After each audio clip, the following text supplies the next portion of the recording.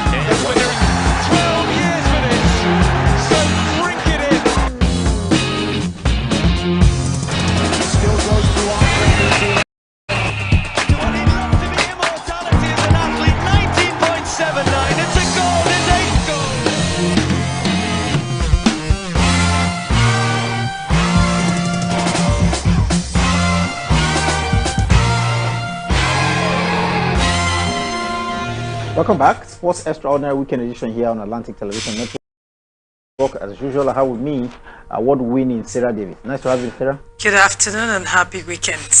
Well, let's get started as usual from the local scene here, where this weekend has been a very disturbing weekend for Nigeria, especially basketball followers, because the Nigerian male basketball team, the Tigers, will not be part of the Paris Olympic Games because they crashed out at the pre-qualifier in Lagos, Nigeria. This is very disturbing, Sarah, because for Nigeria to crash out in a pre-qualifying tournament hosted at the Cool Hotels Convention Center in Lagos was really, really painful for teaming basketball followers. I think it's more than painful. It's a situation where we feel that, the fact that we're the ones hosting the qualifiers, we should be able to have, qualified. But unfortunately, we were even the first country to have crashed out from the qualifying series, even though we had, two countries, pulling out, not coming for the event. But then it would have been nice to see the D Tigers, also qualifying, having hosting the green of Nigeria at the Olympics. But unfortunately, that's the case for the women. They are supposed to be having the Atlantic Conference somewhere in Ondo State, but the reports coming in today has it that the venue that was meant for the of hosting the Atlantic Conference, needs to be renovated and all of that, so they are moving it to Port Harcourt, and we hear it's going to be starting on the 21st here in Port Harcourt. I think at the basketball arena in the town axis of Port Harcourt. The basketball team of Nigeria, talking about the Tigers, the male, would not be part of the Olympic Games, and because they crashed out of the pre-qualifier event in Lagos, Nigeria this weekend, and it looks very, very disturbing because they lost out to Senegal in the very first game, and in the second game against Mali, that was more like a redemption match. They did not win as well. They crashed out, and it means that losing 2 games consecutively, back to back, was really, really painful for the D Tigers. And the basketball authorities here in Nigeria are blaming paucity of funds as the major reason why the D Tigers would not be at Paris 2024. Well, I'm happy they are already saying that the reason why they lost out was paucity of funds and all of that. But then when they lost out, the coach of the side, Ogodaudu, came out saying that he should be the one to be blamed and all of that. And for me, I do not want to think that he should be the one to be blamed. Yes, well, it's a blame that both the federation, both the players, and of course the coach should share. But then I'm happy that it is the federation that is coming out to say that, okay, we take the blame, and that's because of paucity of funds. And I think this is where the Nigerian government will have to look into all of it. This is where the new Minister for Sports will have to also look at other sports, not just football, and then see where all of these federations will need attention. But then the federation themselves, do they know that there's so much work for them to do? You don't have to wait for the government to do all of that. I mean, the load is just even much on the government. All they need to do, like we say every day, go into aggressive marketing. That way you get sponsors, partners, and of course things won't be that difficult for them. But unfortunately, I mean, this is what it is. The Tigers won't be at the Olympics come next year. There will be no Nigerian male basketball team at the Olympics next year, and disturbing, especially if you remember that they were Afro basketball champions in 2021, and now they are getting it very rough, and it has to do with the administration of basketball here. We hear of stories of where the female did win, and it didn't come easy. But again, now the male team has crashed out of the Olympic Games. And you didn't say it the way it won't look like you're being biased. Not that the female won all their games, 5 games, and then at the end of the day lifted the trophy. You have to say it the way it is. No, that's I'm looking at the failure of the male team into qualifying. Yes, talking about Afro Basketball Championship, the females, the Tigers won all their 5 games, and of course lifted the trophy at what you saw at the African Championship is a dress rehearsal of what you're going to be seeing in the qualifiers for the women. Well, the women have paid their dues, and I mean, they should be given that accolade every day, anytime. Women have paid their dues, and they deserve all the accolades they are getting so far in the world of sports here in Nigeria. Well, the male have failed, the female have excelled. We hope that they will be at the Paris Olympic Games. Their qualifiers coming up, any moment soon too. But it's no thanks to the Nigerian Basketball Federation here in Nigeria. We know that some of the top male basketball players did not take part in these pre-qualifiers owing to maladministration, and that's not too good. Yes, it may have worked with the females, because even with the Rack Shaft team, they were able to win the Afro Basketball Championship, but it doesn't come like that. Planning is very key. Well, sometimes it's even nice for some of the big names to just lie low, and then let's see how other players can also shine too. And I'm sure that's what we saw with the D Tigresses. Of course, it's happening at the at the Female World Cup, so we'll definitely get into that. Well, let's go to where there's some little bit of another piece of disturbing information. The World Athletics Championship gets underway this weekend, and it will be on for 9 days, and this is where galaxies of stars meet. 2,000 athletes from over 200 countries around the world are already in the Budapest, that's in Hungary, where this World Athletics Championship, in fact the 19th edition of World Athletics Championship, is taking place. And already this weekend, like I said, the event has taken place, and in the very first of its games, we've seen the Nigerian relay quartet, that's in the 4x400 meters relay team, crash out from the qualification, because if you don't qualify, you will not go to the final. And that final, the qualification had been taking place, and it looks very disturbing for Nigeria. I don't know, it's the very first event we're taking part in, that took part in this weekend, and now we won't see those big Nigerians at the 4x400 meters event. Well, that's one of our stronghold, and the likes of Patience Okun, Ezekiel Datale, Imabongon Seoku, and of course Dubem Wachuku couldn't live up to the villains, and of course that heat where of course that would have made them to be at the competition proper. Of course it's a competition, but that's what they call the heat, and they couldn't hold their own. And then an area where we think that is our area of strength, and these girls couldn't hold their own, and of course they've come to the end of the competition at the event, the World Athletics Championship in Budapest. That's really, really unfortunate. But then, this is Nigeria, where sometimes, we save the best for the last. And last time at the Oregon Championship, yes, we stayed. It was towards the end of the championship where we were able to. I think we picked 1 silver, 1 bronze, and they finished 18th on the medals table. Well, at the 35,000 capacity National Athletics Center in Budapest, we've seen the best of world stars in athletics gather for 9 days, and it promises to be that which only gold medal, of course silver and bronze, will distinguish these athletes. And of course records are there to tumble and set as well. But Nigeria has lost out in the 4x100 meters 400 meters relay. That we're still in it.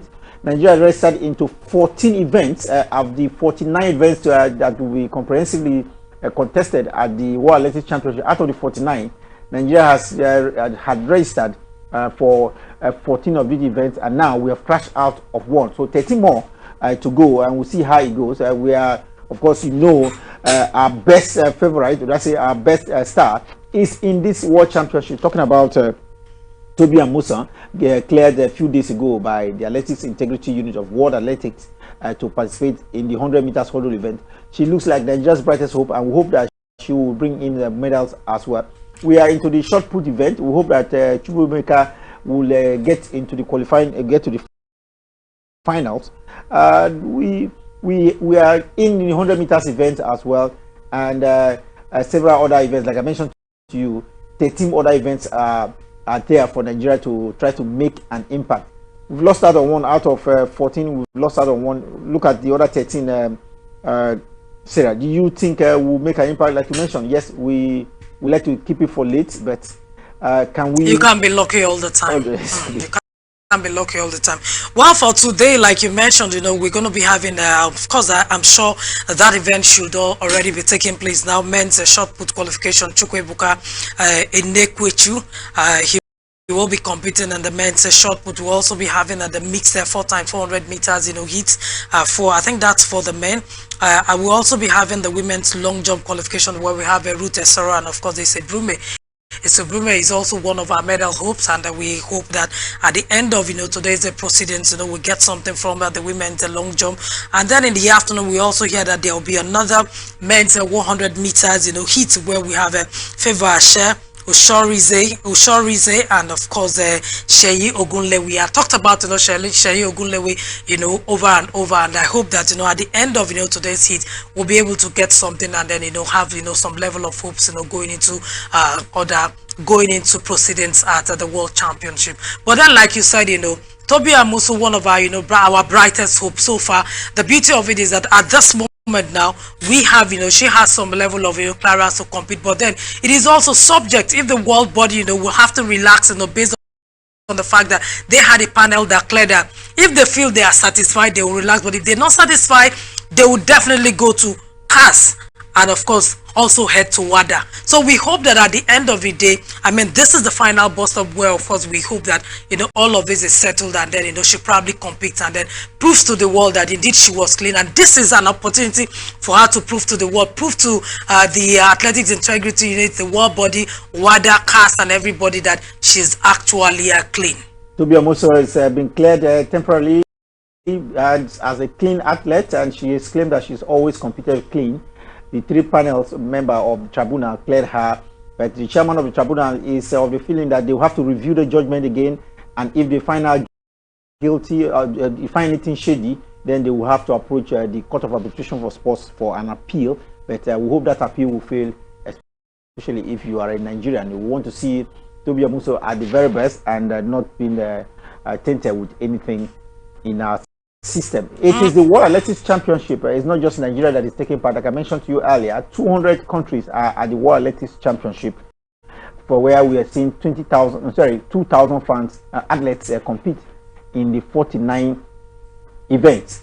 Attention at the National Athletics Center in Budapest is on the 100 meters event. That record set by Usain Bolt, 9.65 seconds, is still intact.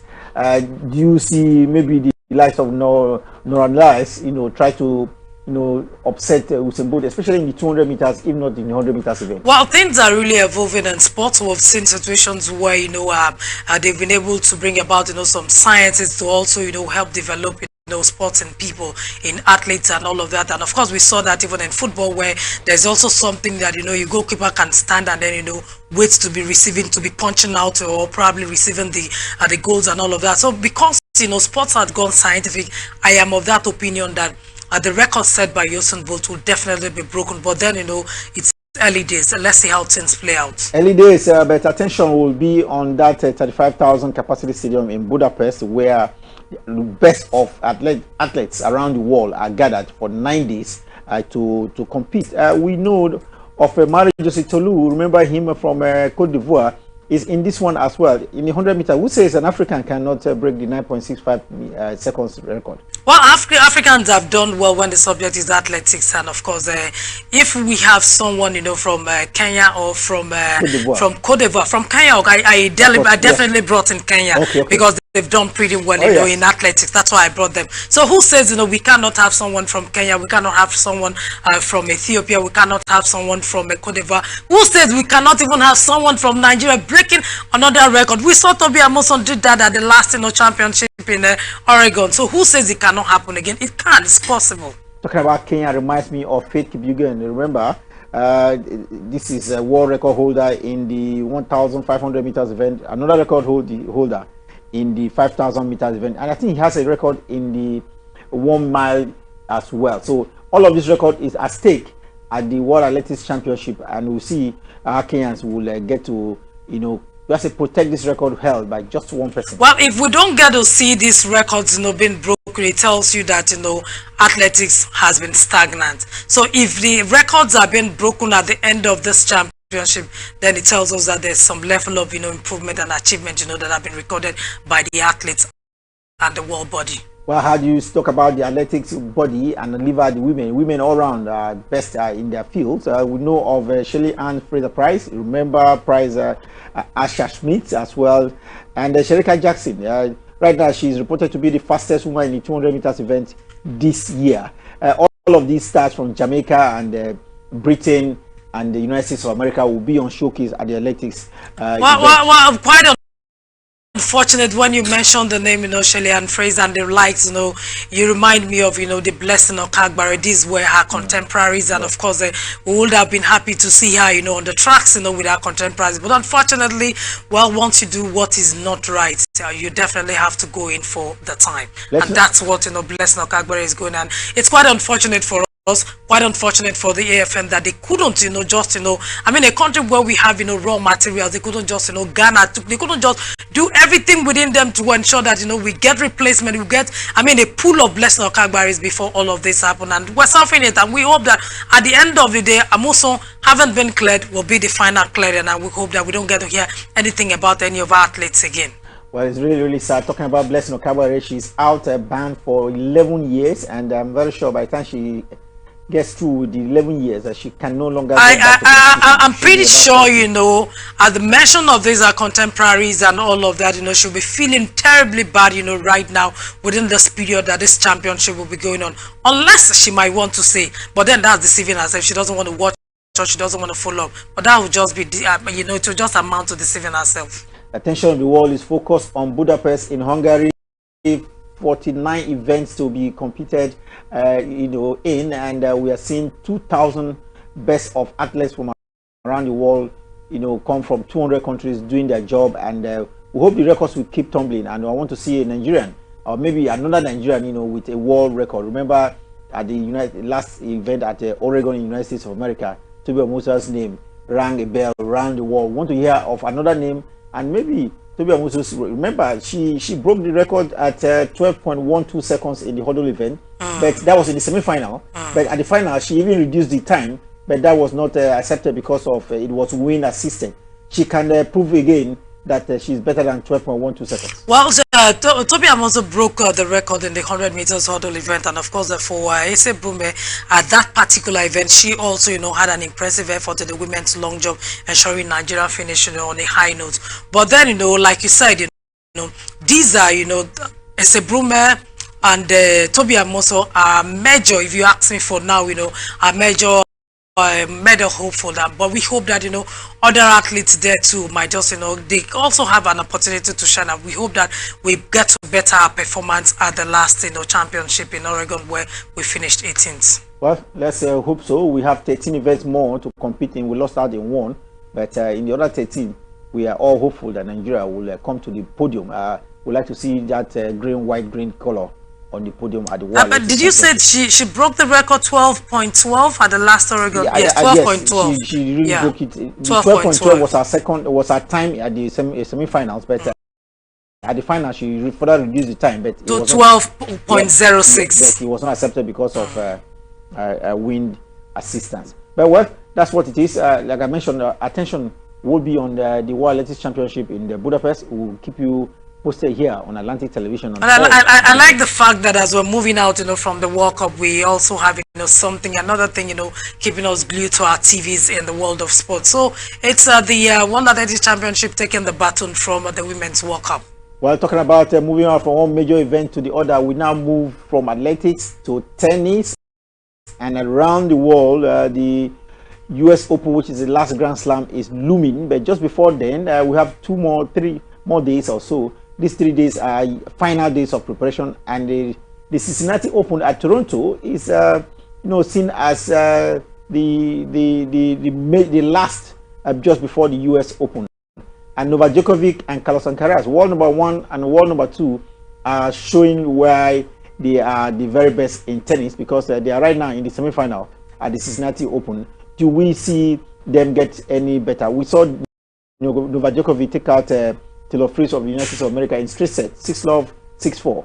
And he had an easy one. A very easy one, so to say. And then world number 1, Alcaraz, was able to take out address a relatively Australian qualifier, Purcell, in 6-3, 6-4, having lost the first set 4-6. Well, both men have done pretty well, and of course they find themselves in the semi-finals of the Cincinnati Masters. Like you said, the Cincinnati Masters, is the event, leading to the US Open. And for for Novak Djokovic, I beg your pardon, he makes it. I mean, there's a lot of progress he's made so far. I mean, it is his 9th semi-finals at the Cincinnati Masters, and for the 2 men, I think they've proved that they are truly the best in world tennis now, occupying number 1 and number 2 position, and of course finding themselves in the semi-finals. Something tells me that they might get to meet again at the finals, and maybe this time lightning may not strike twice against Novak Djokovic. But then let's see what plays out between the 2 men. Of course the women are also in action too. The US Open is here, and it's one which a lot of people follow, especially if you're a tennis fan. It's like World Cup, so to say, in tennis, and the very best go there. Novak Djokovic, by this time last year, was not part of it. Remember, because of his COVID restrictions, and the last time he won there was in 2021. Do you see him, taking this one again as a way of coming back to make a very strong statement at the US Open? Yeah, we saw him at the Australian Open, where he was actually deprived, last year because of his COVID vaccination status, where he was deprived, of getting into Australia for the Australian Open. And of course, he had to prove a point, when he was allowed, to participate at the Australian Open. And we just hope that, I hope personally, because I'm a die-hard fan of Novak Djokovic, I just hope that this time around, his inclusion, where of course he's allowed to compete, he might make, another big statement at the US Open. Well, we want to see these two get back to what we saw at the Australian Open. We need to see them at the finals. We have to see them again in another finals. Yes. Another final before. At the Australian Open, we saw them, and the young man from Spain got the better of Novak Djokovic, 34, from Serbia. And now, if they meet again at Cincinnati just before the US Open, we want to see them again at the US Open. If you remember, the US Open was the very first Grand Slam won last year in the absence of Novak Djokovic at. If you know very well, that is a familiar surface for Novak Djokovic. I hope he does well, I hope he does well, he gets to win the Cincinnati Masters Open. That's talking about Novak Djokovic, and then leading to the US Open, where I think, if he gets to go far or probably win it again, he might, overtake Alcaraz, on the standings. We saw sometime, this year when, Alcaraz took over, and then it wasn't long before Novak Djokovic had to overtake him again. But then these are 2 quality players, who have brought a lot, interesting times, glamour and all of that, to the world of tennis. Novak Djokovic has something to prove there. Yes, I am an old man with a lot of experience, and for Alcaraz, he has to prove a point. Well, I'm full of a lot of energy as a young man, but then we just hope to see them in the finals again, and let Novak Djokovic, for me, prove to him that he is indeed the master.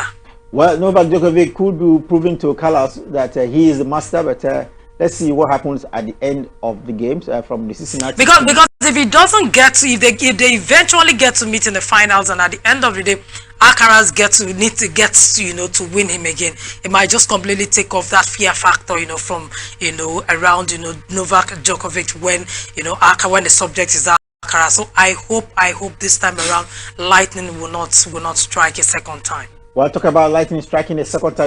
it's not only the males that are preparing for the US Open, the females are. And Iga Swiatek, world number 1 in female tennis, is getting the better of Marketa Vondrousova. Remember her? She just won the Wimbledon Open. But right now, the world number 1 who did not get to the semi-final has gotten the better of Marketa that didn't win at the Wimbledon. And talking about Iga Swiatek, the US Open is her familiar surface. It's a familiar surface, but unfortunately, yeah, I mean, she's out of the Cincinnati Masters. And for Iga Swiatek, yes, I think, it's a good one for her.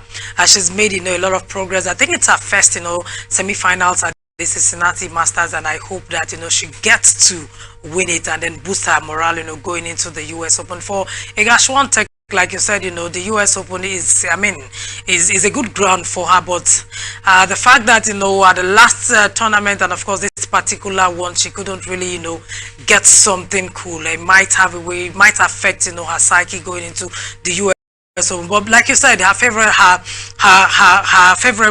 favorite ground. We just hope that she gets to keep the African flag, flying. Coco Gauff is also in action, and of course, the young girl is doing pretty well over there. That will be for the first half of this show. Definitely we'll be back in the jiffy, and when we return, our focus will be on the World Cup, female World Cup that comes to an end this weekend in Brisbane, Australia. A lot of fans are inside that stadium, 75,000, waiting to see the final fixture. But just before then, we know that the Australians are the major beneficiaries of the FIFA World Cup, the 9th edition. How? When we turn from a break, I'll tell you how the Australians are the major beneficiaries of this year's female World Cup.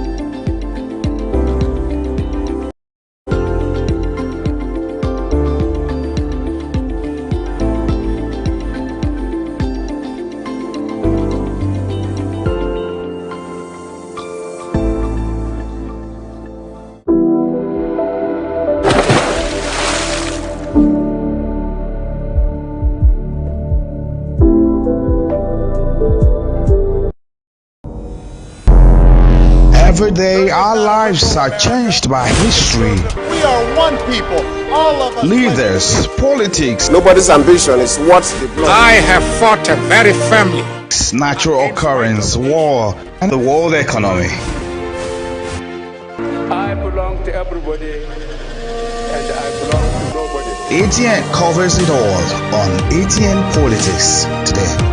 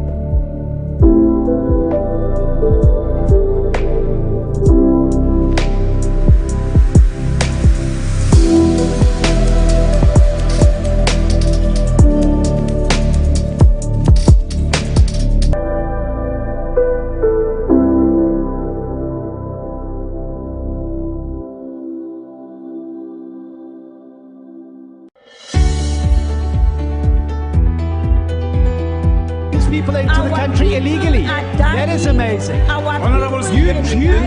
It's amazing.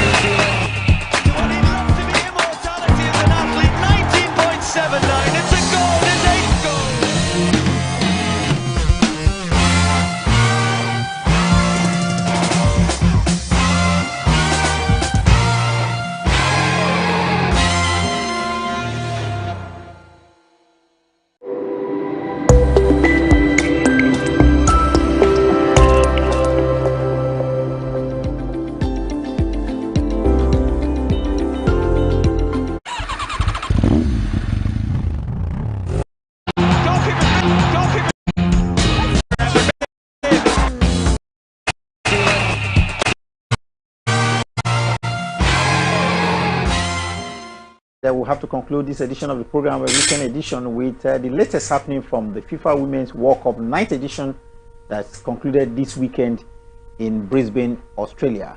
And our focus for today will definitely, for this weekend, will be on the Australians, the Matildas, that's what they call them. But first, let's look at this tournament, Sarah. This is a tournament where it's been adjudged as the most watched World Cup for females. We've never seen this kind of attendance before. In the final, we saw 75,000 plus, inside of the Stadium Australia. Besides that, we've seen, nearly 2 million people watch this one inside of the stadium, both in New Zealand and in Australia. Well, you can say that again. The number of fans we saw at the various from the beginning inception, the beginning of the year 2023 FIFA Women's World Cup till the semi-finals, and of course towards the end of the World Cup is something that no one saw coming. And even before the kickoff of the World Cup, we hear that tickets have been sold and all of that and all of that. And then you look at the way the players have also gone about business at the World Cup. Man, we have to give credit to the women. We also have to give credit to the organizers, FIFA themselves. They've done pretty well.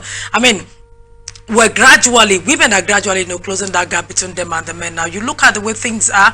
I mean, in some countries the women are beginning to get equal pay with the men, and this particular edition has also will also attract such a gesture from other countries where they will begin to close that gap between the men and the women when it comes to the finances, what they get, the pay and all of that.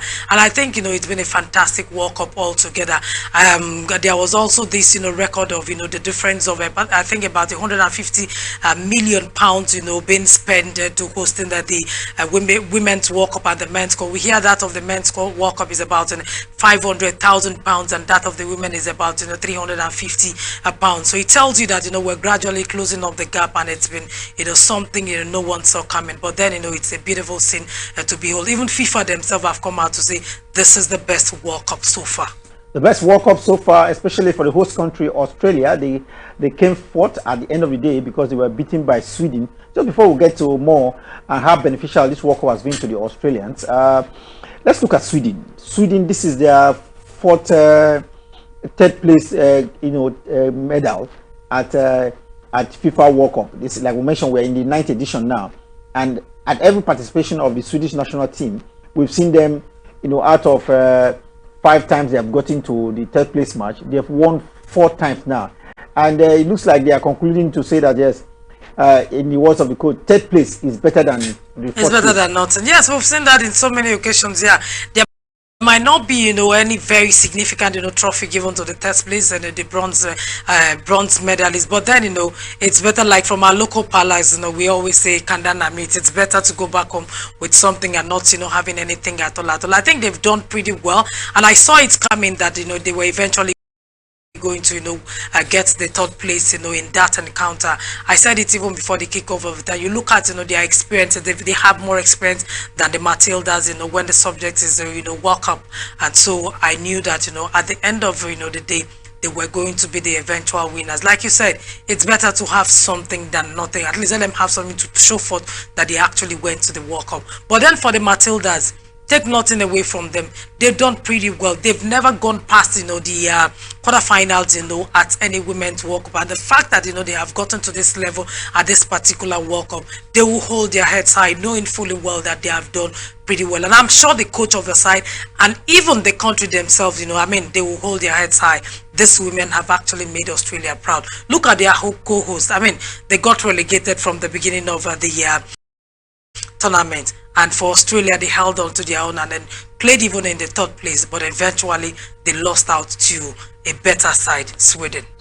They're talking about a team that I see that they see it, but yet so far they've always been there. Like we mentioned to you on 4 occasions, out of 5, this is the 4th time they are winning the bronze medal at the FIFA Women's World Cup.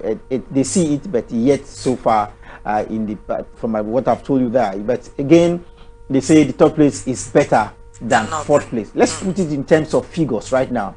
For winning that 3rd place match, the Swedish national team or the FA will be given $2.8 million, and each of the players for coming into that 3rd place final and winning it, they will have as much as $180,000 each. That's quite some money as compared to maybe the 2.4 that has been won now by the Aussies, that's the Australian national team, and $165,000 for each of the players. 165,000 as compared to 180, and 2.8 million as compared to 2.65, which is given to the federation. Well, there's no point crying over spilled milk. That the Aussies have also done fantastically well for themselves. If they have to cry for getting that amount of money, what will the likes of the defending champions, the US, be saying? I mean, we also had the Super Falcons of Nigeria who got to the second round of 16 who were ousted from the round of 16,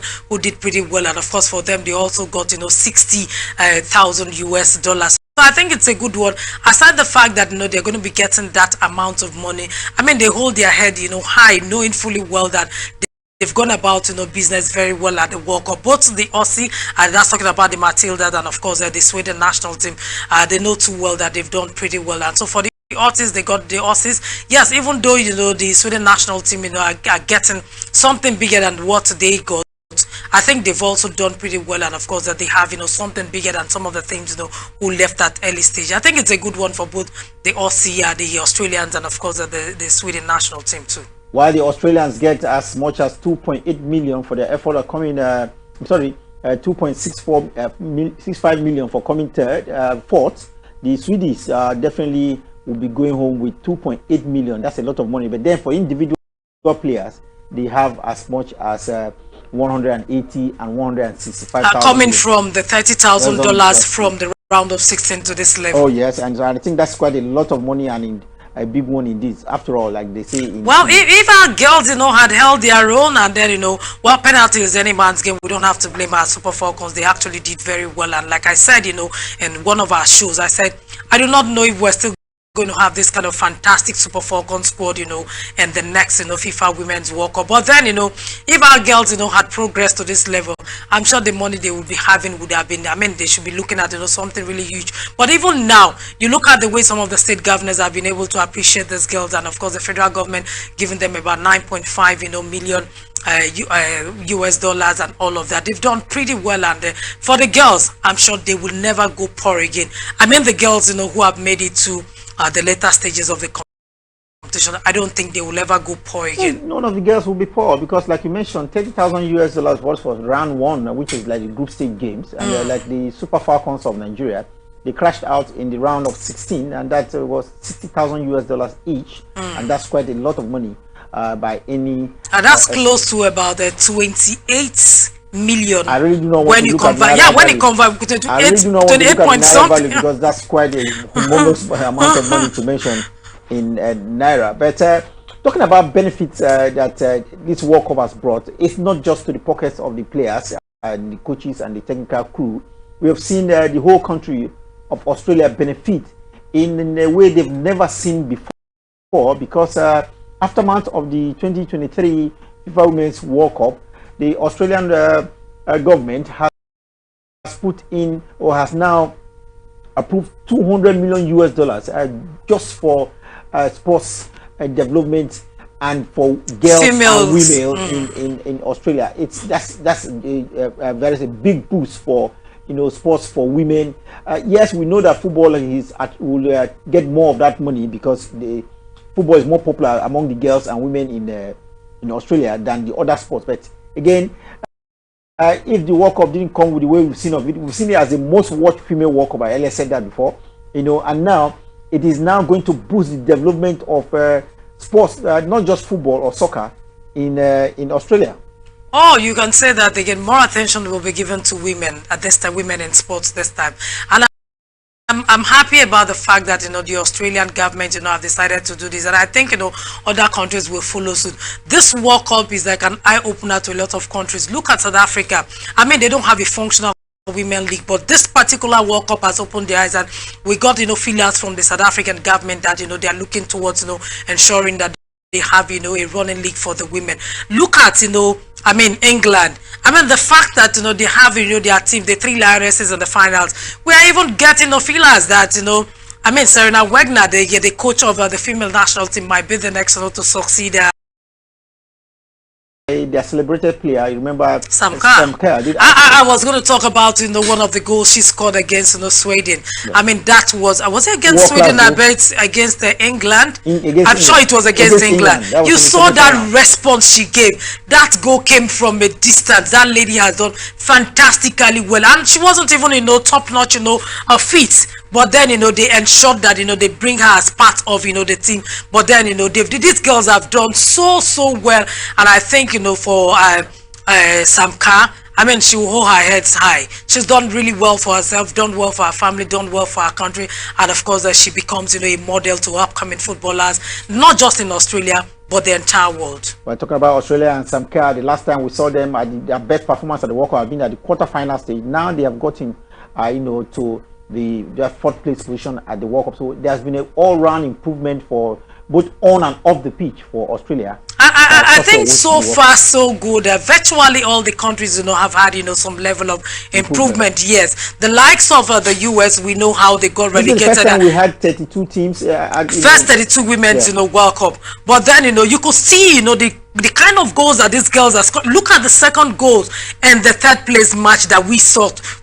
I mean, I lack the right word to describe, the glamour, the color, and how, women football have come up. I think, women football have really come off stage. And like I said earlier, we are gradually closing that gap between the men's game and the women's game. While the females from Australia has closed the gap from quarter-final now to fourth place, the Swedes, they keep maintaining their third place position, like we mentioned to you, 4 times now in 5 appearances, and that's quite a big one. They are ranked third by FIFA. You think they have something to do with the figure 3?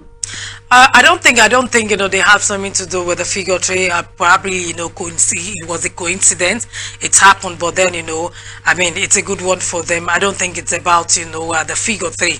I think it's about it's coincidence. If we're talking about the figure, then we should be having the defending champions, the world #1, still in the mix. No other country in the female football has come as third 4 times in the 9 times that we've seen the competition being hosted, and like I mentioned to you, right now they are ranked third. Let's see when the rankings will be released next week, where they will be, whether they will still continue to maintain their #3 position. And I do think, talking about the rankings, I do think the Super Falcons will come back, to be world #1. I mean, African #1 on the African continent, given the way, the way they did fantastically well at the tournament. We know that penalty is any man's game, and if we want to, look at, the way they played at the tournament, we should be we probably would have seen our girls in the semi-finals, but like I said, penalty is any man's game, and of course waiting for that ranking to be released next week. And I'm sure the South Africans too, they probably will make some level of progress in the ranking. Well, just before we wrap up the show, it is a weekend, and there are matches across Europe as well, but I think we'll just take one focus for this weekend, and that has to be the London Derby, the Crystal Palace hosting Arsenal in the Premiership in England. Oh, that's going to be a very tough one. Roy Hodgson, the coach of Crystal Palace, has come out saying that it's going to be a very difficult tie for him. But then he's a veteran. He said something last year when he was last season when he was appointed. He said whatever these coaches can do. He talked about Pep Guardiola. He talked about Mikel Arteta. He said whatever they can do, he can also do. So let's hope and see. Let's just keep our fingers crossed and see what he does against Arsenal. But then for the Arsenal side, I think they've shown that they've sent a warning signal to other things, but then they got 1 or 2 injury worries on the side. Timber is down. He may not be part of that encounter, but I think they have the firepower that can get the job done for them against Crystal Palace. Well, it looks like a weekend of derby. West Ham is taking on Chelsea. That is another London derby. So if you are following Premiership of England, I think all the attention should be on the London derbies. Well, that will be it for this edition of the program. Don't forget, we can't wrap you up without bringing you a sports extraordinaire for this weekend, and it couldn't have been any other than the Prime Minister of Australia, Anthony Albanese, for putting up that major boost of women's sports in Australia with $200 million US. I don't think we've seen such aftermath of the tournament hosted by the country. They spent a lot of money, yet it's still boosting women and girls sports in Australia. Anthony Albanese, from the Prime Minister of Australia, definitely should have some commendation from you, Sarah. He has, he has a lot of commendation, I beg your pardon, from me. He's done pretty well, having spent, so much and the hosting. But then don't forget that the fact that, they had girls, the Matildas who held their own and getting to this level, they've shown that, they actually deserve more. And I'm sure that's why they are getting this kind of attention from the Prime Minister. If someone does pretty well, even when we don't want to break the banks, you'll be forced to break the banks. And that's what the minister has done.